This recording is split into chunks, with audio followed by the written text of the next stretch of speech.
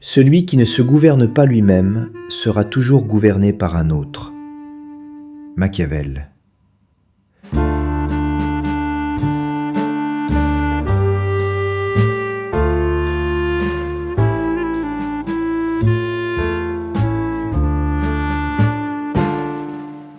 La plupart des hommes croient vouloir le pouvoir. En réalité, ils veulent les symboles du pouvoir.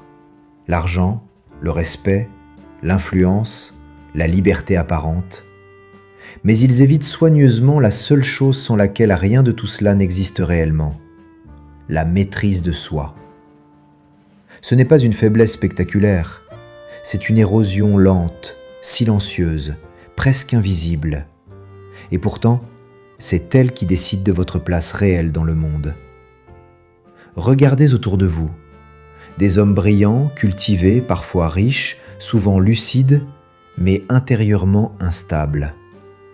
Ils savent analyser, argumenter, dénoncer. Ils comprennent les mécanismes sociaux, économiques, psychologiques. Et pourtant, ils restent dépendants. Dépendants de leurs impulsions, de leurs émotions, de leurs besoins de reconnaissance, de leurs désirs mal maîtrisés. Ils croient être libres parce qu'ils pensent. Ils ne voient pas qu'ils réagissent. La vérité est simple, mais brutale. Tant que vous ne vous contrôlez pas totalement, quelqu'un ou quelque chose le fera à votre place. Le marché, les femmes, le regard des autres, le plaisir immédiat, la peur de perdre, la peur de manquer, la peur de vieillir. Ce sont ces forces invisibles qui gouvernent la majorité des existences. Pas parce que les hommes sont stupides, mais parce qu'ils ont été mal formés. On leur a appris à réussir extérieurement, jamais à se dominer intérieurement. Machiavel l'avait compris très tôt, bien avant les discours modernes sur la motivation ou la discipline. Pour lui, la maîtrise n'était pas une vertu morale, c'était une nécessité stratégique. Un homme incapable de se contrôler est prévisible, et ce qui est prévisible est exploitable. Peu importe votre intelligence, votre culture ou votre expérience, si vos réactions vous précèdent, vous êtes vulnérable. La plupart des hommes pensent que le contrôle commence à l'extérieur. Contrôler une situation, une entreprise, une relation, une carrière. Ils se trompent d'ordre. Le contrôle commence toujours par l'intérieur. Celui qui ne maîtrise pas son attention, ses désirs, son énergie et son temps ne maîtrise rien de durable. Il peut accumuler, il peut impressionner, mais il ne domine pas, il compense. C'est ici que naît le malentendu central. Beaucoup associent la maîtrise totale à une vie rigide, froide, presque inhumaine. Ils imaginent un homme privé de plaisir, enfermé dans une discipline excessive. C'est l'inverse. La maîtrise totale n'est pas la suppression du désir, mais sa hiérarchisation. Ce n'est pas l'extinction des impulsions, mais leur subordination. L'homme maître de lui-même ne vit pas moins, il vit avec intention. Entre 35 et 55 ans, cette distinction devient cruciale. Les illusions de jeunesse ont disparu. Le corps commence à envoyer des signaux. Le temps cesse d'être abstrait. Et pourtant, beaucoup continuent à vivre comme s'ils avaient encore des décennies à gaspiller. Ils repoussent les décisions difficiles. Ils tolèrent des dépendances qu'ils n'auraient jamais acceptées chez d'autres. Ils appellent équilibre ce qui n'est souvent qu'un renoncement déguisé. La maîtrise totale commence par une prise de conscience inconfortable. Votre vie actuelle est le reflet exact de ce que vous tolérez en vous-même. Pas de ce que vous désirez, pas de ce que vous comprenez, de ce que vous tolérez. Vos excès, vos retards, vos compromis répétés, vos distractions constantes. Rien n'est neutre. Chaque faiblesse non corrigée devient une porte d'entrée pour une influence extérieure. Machiavel ne parlait jamais de contrôle pour flatter l'ego.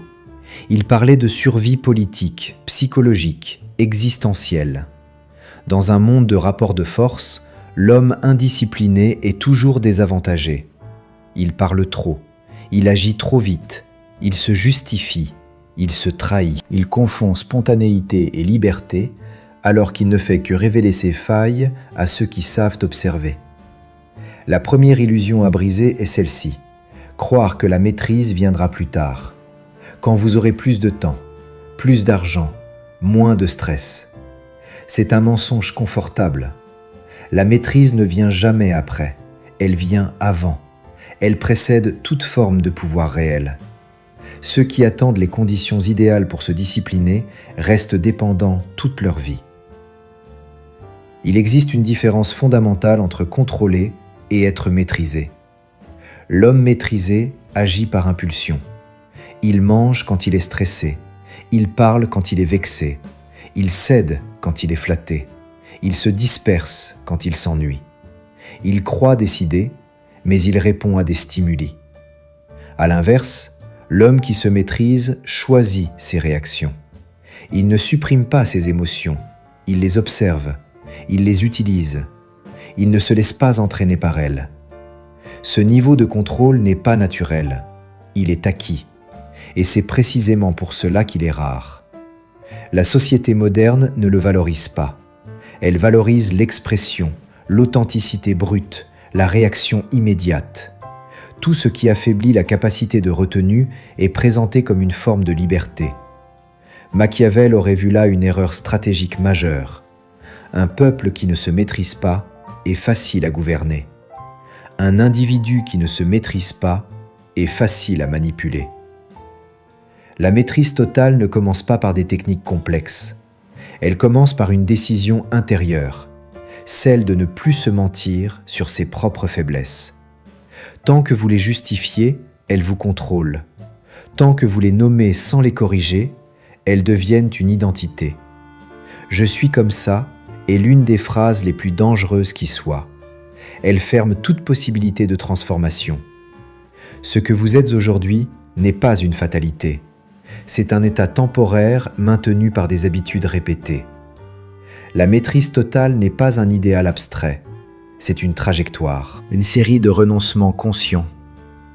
Renoncer au confort immédiat pour une stabilité plus profonde. Renoncer à l'approbation facile pour une autorité intérieure. Renoncer à la dispersion pour la concentration. Dans la suite, nous entrerons dans le cœur du sujet, les premières zones où se joue réellement cette maîtrise. Là où la plupart échouent sans même s'en rendre compte. Car avant de contrôler le monde, il faut conquérir des territoires bien plus proches, bien plus dangereux, ceux que personne ne vous apprend à surveiller.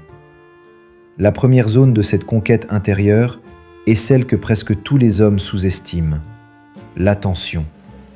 Ce que vous regardez, ce que vous écoutez, ce à quoi vous réagissez, ce que vous laissez entrer dans votre esprit chaque jour. L'attention est la porte d'entrée de toute influence. Celui qui ne contrôle pas son attention ne contrôle ni ses pensées, ni ses décisions, ni sa trajectoire. Il vit en réaction permanente, persuadé d'agir librement, alors qu'il est constamment détourné. Observez votre propre journée. Combien de fois votre concentration est-elle brisée? Notifications, informations inutiles, conversations creuses, sollicitations constantes. Rien de tout cela n'est anodin. Chaque distraction fragmente votre capacité à penser en profondeur. Chaque interruption affaiblit votre autorité intérieure. La plupart des hommes ne sont pas incapables de se maîtriser. Ils sont épuisés avant même d'essayer. Leur énergie mentale est disséminée partout, sauf là où elle devrait être. Machiavel aurait vu dans cette dispersion une vulnérabilité stratégique. Un esprit dispersé est un esprit prévisible. Il réagit aux stimuli, il suit les tendances, il s'indigne quand on lui dit de s'indigner, il désire ce qu'on lui présente comme désirable. Il croit avoir des opinions, alors qu'il ne fait que refléter un environnement. La maîtrise totale commence donc par une sélection brutale. Tout ne mérite pas votre attention, tout ne mérite pas votre réaction, tout ne mérite pas votre temps. La seconde zone est plus inconfortable encore, le désir. Pas le désir noble, abstrait, mais le désir brut, immédiat, parfois irrationnel. Désir de reconnaissance, de plaisir, de validation, de domination affective. Beaucoup d'hommes sont convaincus d'être rationnels alors qu'ils sont gouvernés par des besoins non avoués. Ils prennent des décisions professionnelles pour être admirés. Ils entrent dans des relations pour combler un vide. Ils dépensent pour apaiser une insécurité. Et ensuite, ils rationalisent. Machiavel n'aurait pas condamné le désir, il l'aurait étudié. Pour lui, le problème n'est jamais le désir en soi, mais son absence de hiérarchie. L'homme non maîtrisé laisse ses désirs décider de l'ordre de sa vie. Il dit oui trop vite, il cède sans négociation intérieure. Il confond intensité et importance. À l'inverse, l'homme maître de lui-même classe ses désirs. Il sait lesquels nourrissent sa trajectoire et lesquels la sabotent. Il ne supprime pas le plaisir, il le retarde, le canalise, l'utilise comme récompense, jamais comme moteur principal. La troisième zone est celle que presque personne ne veut regarder en face, l'émotion. Colère, frustration, peur, excitation. La société moderne encourage l'expression émotionnelle permanente, mais elle ne forme pas à la gestion émotionnelle. Résultat, des hommes qui parlent beaucoup de ce qu'ils ressentent, mais qui sont incapables de ne pas agir sous l'effet de ce qu'ils ressentent. Or, dans un monde de rapports de force, l'émotion visible est une information offerte gratuitement. Un homme qui se met en colère trop vite révèle ses points de pression. Un homme qui cherche constamment à être rassuré révèle ses dépendances. Un homme qui a besoin d'être aimé révèle ce qu'il est prêt à sacrifier. Machiavel savait que la retenue émotionnelle n'est pas une froideur inhumaine, mais une protection. Ce que vous ne montrez pas ne peut pas être utilisé contre vous. Ce que vous observez sans y réagir immédiatement devient une ressource. La maîtrise émotionnelle ne signifie pas l'absence d'émotion, elle signifie la latence, l'espace entre le stimulus et la réponse. Cet espace est le lieu du pouvoir réel. Plus il est grand, plus vous êtes libre. Plus il est réduit, plus vous êtes gouverné par l'extérieur. La majorité des hommes vivent sans cet espace. Ils réagissent avant de comprendre. Ils parlent avant de penser. Ils s'engagent avant d'évaluer. Puis ils passent leur temps à réparer, justifier, expliquer. La quatrième zone est celle du temps. Non pas le temps au sens abstrait, mais la manière dont vous l'utilisez réellement. Le temps révèle toujours les priorités véritables. Pas celles que l'on proclame, mais celles que l'on pratique. Si votre temps est constamment occupé par des urgences secondaires, des obligations imposées, des distractions répétées, alors votre vie est structurée par d'autres. La maîtrise totale exige une chose simple mais radicale. Décidez à l'avance ce qui mérite votre temps et éliminez le reste sans culpabilité. Machiavel aurait considéré la gestion du temps comme une arme silencieuse. Celui qui contrôle son agenda contrôle sa disponibilité. Et celui qui contrôle sa disponibilité contrôle sa valeur perçue. Les hommes accessibles en permanence sont rarement respectés. Les hommes constamment occupés à des tâches sans valeur stratégique deviennent interchangeables. La maîtrise du temps n'est pas une question de productivité, mais de position. Ces 4 zones, attention, désir, émotion, temps, forment le socle de toute maîtrise totale. Sans elles, parler de pouvoir, d'influence ou de domination est une illusion. Beaucoup cherchent à contrôler les autres sans jamais s'être contrôlés eux-mêmes. Ils veulent imposer sans discipline, séduire sans retenue, diriger sans stabilité intérieure. Et ils échouent, encore et encore, sans comprendre pourquoi. Il est important de le dire clairement, ce niveau de maîtrise n'est pas spectaculaire, il ne se voit pas immédiatement, il ne produit pas de reconnaissance instantanée. Au contraire, il peut donner l'impression d'une vie plus sobre, plus silencieuse. C'est précisément pour cela que peu s'y engagent réellement. Ils veulent les résultats visibles sans accepter la transformation invisible. Machiavel aurait jugé cette attitude naïve, presque infantile. La maîtrise totale n'est pas un état que l'on atteint une fois pour toutes. C'est une tension maintenue, une vigilance constante. Dès que vous relâchez, les anciennes habitudes tentent de reprendre le contrôle.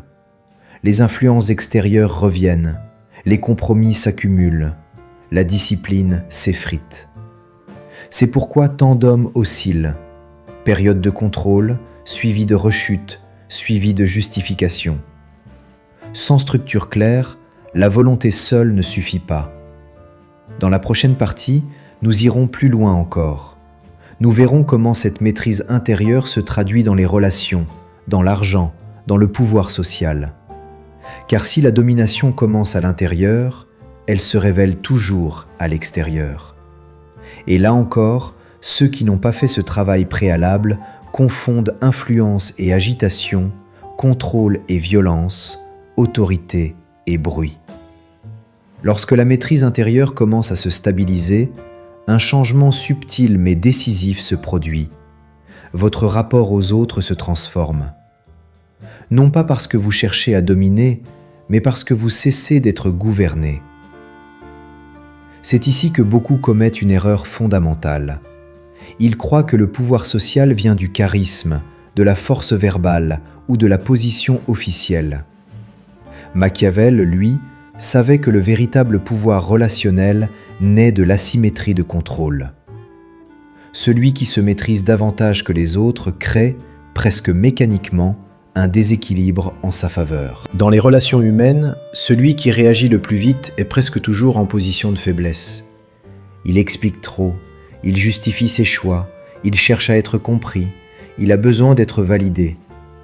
À l'inverse, celui qui peut se taire, attendre, observer, choisir le moment exact où intervenir, impose un rythme. Et celui qui impose le rythme influence la relation sans jamais avoir à l'annoncer. Cette forme de domination est silencieuse, mais profondément efficace. Machiavel aurait décrit cela comme une supériorité de position, non de force. Vous n'avez pas besoin d'élever la voix si votre présence suffit à créer une tension. Vous n'avez pas besoin de convaincre si votre retrait crée un manque. La plupart des hommes parlent trop parce qu'ils ont peur du vide. Ils comblent les silences, dévoilent leurs intentions, exposent leurs faiblesses. Ils confondent transparence et honnêteté, alors qu'ils ne font souvent que se rendre lisibles. Et ce qui est lisible est contrôlable. Cette dynamique est particulièrement visible dans les relations affectives. Beaucoup d'hommes croient perdre le contrôle à cause de l'autre. En réalité, ils le perdent parce qu'ils n'ont jamais établi de frontières intérieures claires. Désir, peur de la solitude, besoin d'être choisi, tout cela brouille leur jugement. Ils cèdent trop tôt, ils investissent trop vite, ils négocient contre eux-mêmes. Puis ils accusent l'autre d'avoir pris le pouvoir. Machiavel aurait vu là une naïveté dangereuse. Celui qui ne se gouverne pas dans le désir est condamné à être gouverné par celui qui le suscite. La maîtrise totale ne consiste pas à refuser la relation, mais à y entrer sans dépendance. Elle exige une capacité rare, pouvoir perdre sans se détruire. Tant que la perte d'une relation, d'une opportunité ou d'un avantage vous terrifie, vous êtes vulnérable. Et cette vulnérabilité se sent. Elle se lit dans les micro-réactions, dans l'empressement, dans l'angoisse de plaire. À l'inverse, l'homme qui peut se retirer sans drame, sans justification excessive, sans colère, impose une forme de respect immédiat. Cette logique s'étend naturellement à l'argent. Contrairement au discours simpliste, l'argent n'est pas seulement un moyen matériel, c'est un révélateur de maîtrise. Beaucoup gagnent de l'argent sans jamais le contrôler. Ils dépensent pour apaiser des tensions émotionnelles, ils investissent pour se rassurer, ils travaillent plus pour compenser une insécurité intérieure.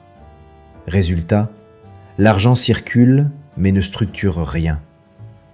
Machiavel aurait vu dans cette agitation financière une autre forme de dépendance. La maîtrise financière commence toujours par la retenue, non par l'accumulation, mais par la capacité à ne pas céder, ne pas acheter pour impressionner, ne pas investir par peur de manquer, ne pas travailler uniquement pour fuir le vide. Celui qui contrôle ses flux financiers contrôle aussi son rapport au risque. Et celui qui contrôle son rapport au risque devient plus difficile à contraindre. La liberté ne vient pas de la richesse, mais de la capacité à dire non. Vient ensuite le pouvoir social au sens large, statut, réputation, influence diffuse. Beaucoup cherchent à être visibles, peu cherchent à être solides. Or, la visibilité sans maîtrise intérieure est une exposition dangereuse. Plus vous êtes visible, plus vos failles sont exploitées. Machiavel l'avait parfaitement compris.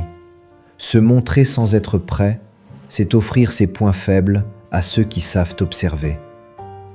La maîtrise totale implique parfois de ralentir volontairement sa progression apparente pour renforcer ses fondations invisibles. À ce stade, une vérité dérangeante apparaît. La plupart des hommes ne sont pas réellement dominés par des forces extérieures, mais par leur incapacité à supporter l'inconfort temporaire. Ils veulent des résultats rapides, des signes immédiats de réussite. Ils confondent mouvement et progrès. Machiavel aurait jugé cela imprudent. Le pouvoir durable se construit lentement, dans la discrétion, par une accumulation de décisions cohérentes, pas par des coups d'éclat. La maîtrise totale exige donc une patience stratégique, la capacité à attendre sans se disperser, à travailler sans reconnaissance immédiate, à progresser sans se comparer constamment. Cette patience n'est pas passive, elle est tendue, consciente, orientée. Elle repose sur une vision claire de sa trajectoire. Sans cette vision, la discipline devient une contrainte vide. Avec elle, elle devient un avantage décisif. Beaucoup abandonnent ici, non par manque de capacité, mais par lassitude. Ils ont fait un pas vers la maîtrise, mais reculent devant l'ampleur du chemin. Ils préfèrent retourner à des schémas connus, même s'ils sont frustrants. Machiavel savait que la constance est plus rare que l'intelligence, et dans les affaires humaines, elle est souvent plus déterminante. Si vous êtes encore là, c'est que vous commencez à comprendre que la maîtrise totale n'est pas une posture, mais une architecture. Une manière d'organiser son énergie, ses relations, son temps et ses désirs autour d'un centre stable. Dans la prochaine partie, nous aborderons ce centre, ce point intérieur sans lequel toute discipline finit par s'effondrer, l'autorité sur soi-même, non comme effort, mais comme identité. Le cœur de la maîtrise totale se situe précisément ici, l'autorité intérieure. Pas la discipline comme effort temporaire, mais comme identité stable. Tant que la maîtrise repose uniquement sur la volonté, elle reste fragile. La volonté s'épuise, elle fluctue, elle dépend de l'humeur, de l'énergie, du contexte. Machiavel le savait, aucun système fondé uniquement sur l'effort ne tient dans la durée. Ce qui dure est ce qui devient structure. L'autorité intérieure apparaît lorsque vous cessez de négocier avec vous-même. La majorité des hommes passent leur vie à se marchander. Aujourd'hui oui, demain non. Cette fois je fais un effort, mais pas trop. Je mérite bien une exception. Ces négociations permanentes érodent la crédibilité que vous avez envers vous-même. Et un homme qui ne se croit plus devient instable. Il promet puis renonce. Il décide puis ajuste. Il commence puis abandonne. À terme, il ne se fait plus confiance. La maîtrise totale commence lorsque vos décisions cessent d'être discutées intérieurement. Non par rigidité, mais par clarté. Vous savez ce qui est non négociable. Vous savez ce qui l'est. Vous savez ce que vous tolérez et ce que vous refusez définitivement. Cette clarté crée une forme de calme puissant. Vous n'êtes plus constamment en train de lutter contre vous-même. Vous agissez selon une ligne intérieure cohérente. Machiavel aurait appelé cela une stabilité de commandement. Cette autorité sur soi transforme immédiatement votre posture dans le monde. Vos paroles deviennent plus rares, mais plus lourdes. Vos engagements deviennent plus solides car ils ne sont plus pris à la légère. Votre refus devient crédible car il n'est pas émotionnel. Vous ne menacez pas, vous ne vous justifiez pas excessivement, vous agissez. Et cette simplicité déstabilise ceux qui vivent encore dans la réaction permanente. Beaucoup confondent autorité intérieure et dureté. C'est une erreur. L'autorité véritable n'est pas crispée, elle est posée. Elle n'a pas besoin d'être démontrée en permanence. Elle se manifeste par la constance, par la cohérence dans le temps. Un homme réellement maître de lui-même peut être calme dans la pression, silencieux dans le conflit, patient dans l'attente. Il n'a pas besoin d'écraser pour exister. Sa stabilité suffit. C'est aussi à ce niveau que disparaît une grande partie de l'anxiété moderne. Non pas parce que les problèmes s'évanouissent, mais parce que vous cessez de vous percevoir comme fragile. L'angoisse vient souvent d'un sentiment diffus, celui de ne pas pouvoir se faire confiance face à l'imprévu. Lorsque vous savez que vous respecterez vos propres règles, que vous tiendrez vos décisions même dans l'inconfort, quelque chose se relâche intérieurement.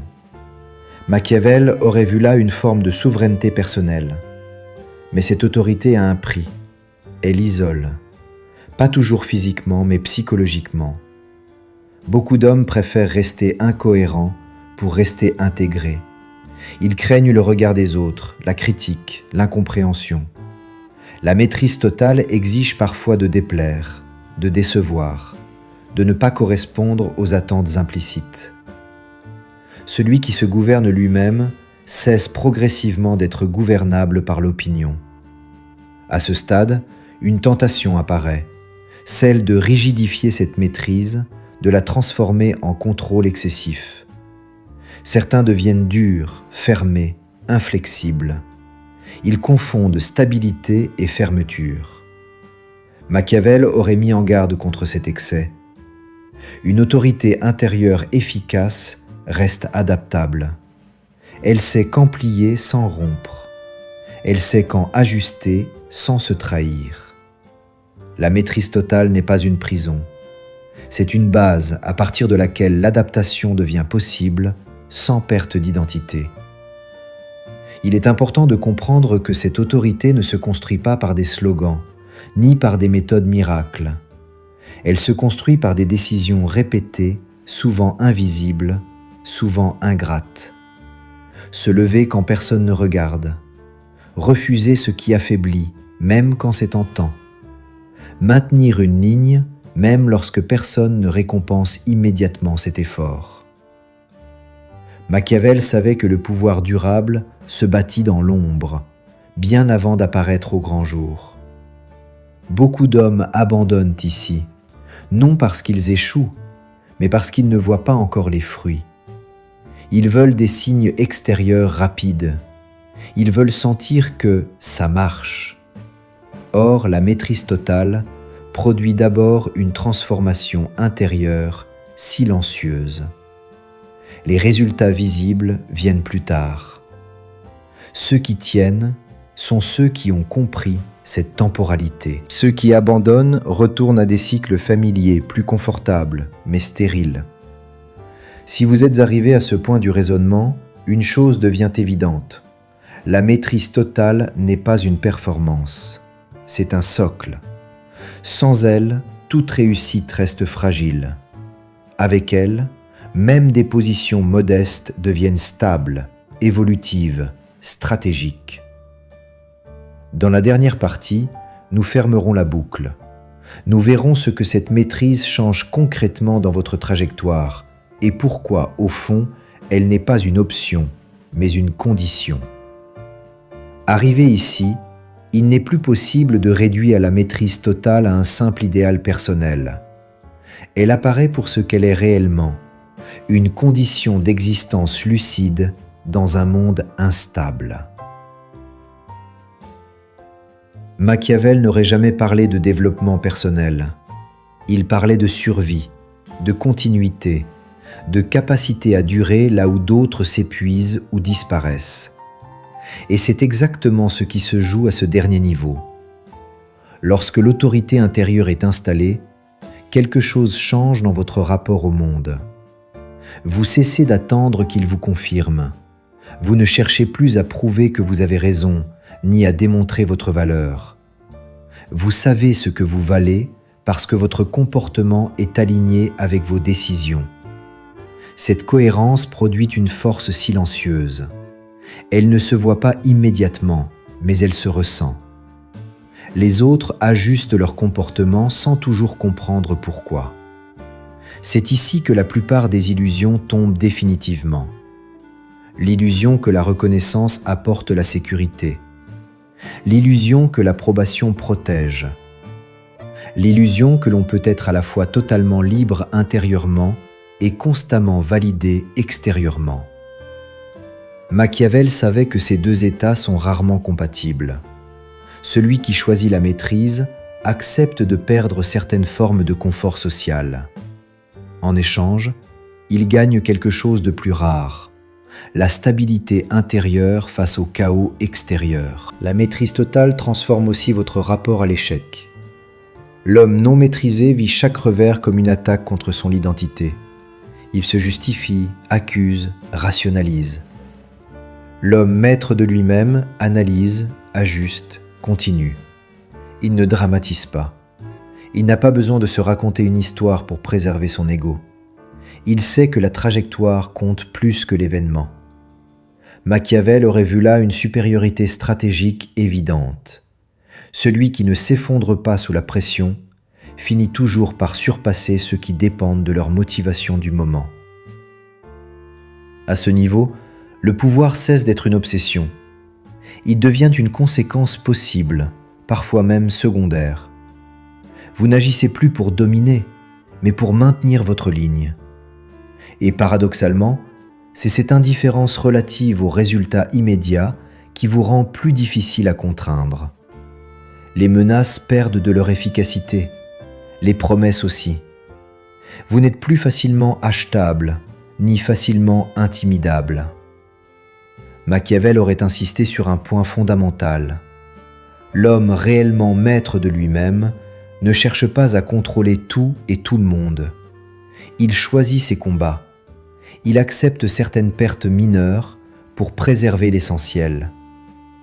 Il comprend que vouloir tout maîtriser est une autre forme de faiblesse. La vraie maîtrise, c'est renoncer sans se sentir diminué. Elle sait attendre sans se disperser. Elle sait agir sans s'expliquer excessivement.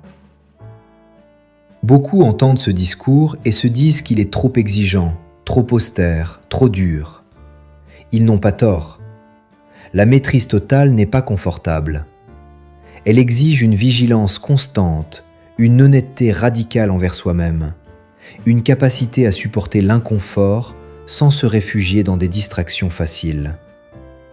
Mais Machiavel aurait répondu ceci: le confort prolongé rend vulnérable, et la vulnérabilité, tôt ou tard, est exploitée. Il est important de comprendre que cette maîtrise n'est jamais acquise définitivement. Elle peut se perdre, lentement, par petites concessions, par complaisance, par fatigue, par compromis répétés. C'est pourquoi elle doit être entretenue non par obsession, mais par clarté. Tant que vous savez ce qui est non négociable pour vous, tant que vous respectez vos propres lignes rouges, vous restez souverain, même dans des contextes difficiles.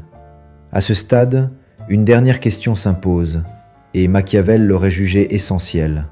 Non pas « que puis-je encore obtenir ?», mais « qu'est-ce que je refuse désormais de sacrifier ? Votre temps ? Votre énergie ? Votre cohérence ? Votre autorité intérieure ? » Cette réponse détermine tout le reste. Elle fixe les limites invisibles que les autres finiront par sentir, même sans que vous les exprimiez. La maîtrise totale n'est donc pas une posture héroïque. C'est une forme de lucidité adulte. Elle ne promet ni bonheur constant, ni reconnaissance universelle. Elle offre quelque chose de plus rare, la capacité de traverser les rapports de force sans se perdre soi-même. Dans un monde qui cherche en permanence à vous distraire, à vous exciter, à vous diviser intérieurement, cette capacité est déjà une victoire. Machiavel n'a jamais cru en un monde juste. Il croyait en la lucidité comme seule protection durable. 5 siècles plus tard, cette leçon reste intacte. Les formes ont changé, les mécanismes, non. Celui qui ne se gouverne pas reste gouverné. Celui qui se maîtrise devient difficile à utiliser, difficile à manipuler, difficile à briser. La question finale ne demande pas de réponse publique. Elle ne demande pas d'engagement spectaculaire. Elle vous appartient. Allez-vous continuer à chercher la maîtrise à l'extérieur ou accepter enfin que tout pouvoir durable commence par celui que vous exercez sur vous-même? À partir de là, il n'y a plus de méthode miracle.